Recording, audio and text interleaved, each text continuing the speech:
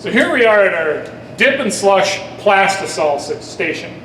We call this the Plastisol Station because the material that we use is called Plastisol. And you can see there, it's really a thick material. This one's colored in pink. I've got blue and purple and green and red.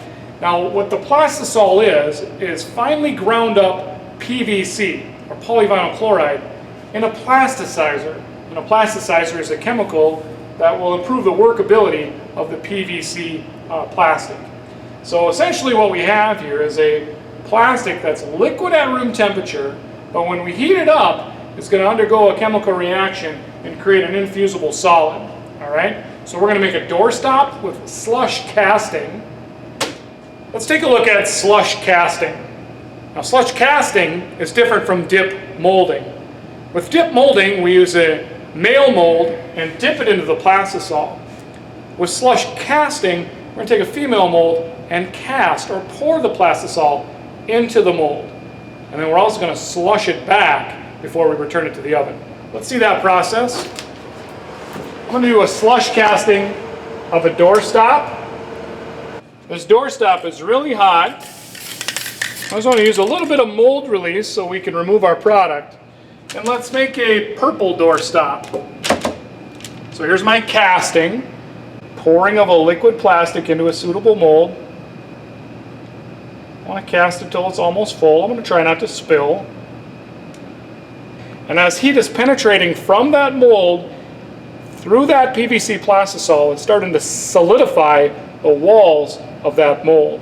With slush casting, ultimately we want a hollow product. So I'm going to let this sit for about 2 to 3 minutes, and then I'm going to slush it back into the can to create a hollow mold. So it's been about 3 minutes, and here's what makes slush casting. 2 words, slush casting. We already did the casting, now we're going to do the slushing. Mold's hot, it's been about 3 minutes. There's my can of Plastisol, and I'm going to slush this back into the can.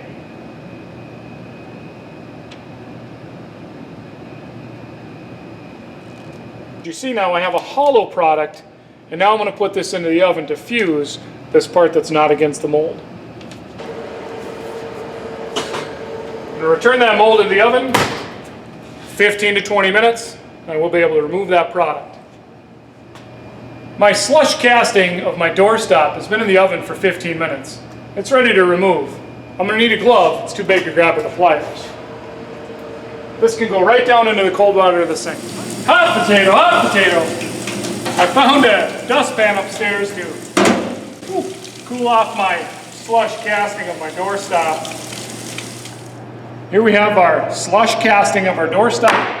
After that's cooled off, the doorstop should be pretty easy to remove. You can see here I have a little extra material. Remember, we call that flash. Cut down against the table. We're going to remove that flash.